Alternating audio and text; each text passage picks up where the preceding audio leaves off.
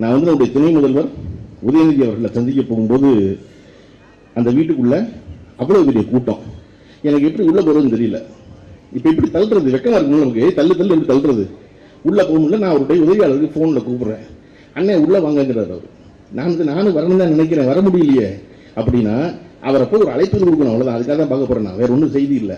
அந்த அழைப்பு கொடுக்க போன அந்த அறைக்குள்ள திரு உதயநிதி ஸ்டாலின் அவர்களோட கிட்டத்தட்ட 150 கட்சிக்காரர்கள் உடனிருந்து அவர்களோட செய்தி கொடுத்தலாம். அப்போ ஒருத்தர் தினசரி கட்சிக்காரர்களை பார்க்க முடியும், கட்சிக்காரர்கள் இருக்க முடியும் இருக்குது இல்லையா?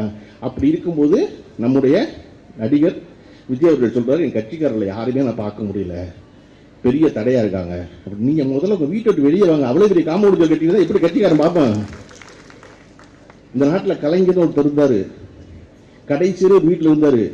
அந்த வீட்டில் ரோட்ல இருந்து எட்டி பார்த்தாலே கலைஞர் தெரிவாரு. மாறினாரா வீடு? எம்எல்ஏ மாறினாரா? இன்னொரு முக்கியமான செய்திகள் சொல்லணும், அந்த வீடு அவர் முதல் முறையாக எம்எல்ஏ ஆவதற்கு முன்னராக வாங்கியது வீடு. அவர் சினிமாவில் வசனம் எழுதி கார் வாங்கி வீடு வாங்கி அப்புறம் எம்எல்ஏ ஆனார் கலைஞர்.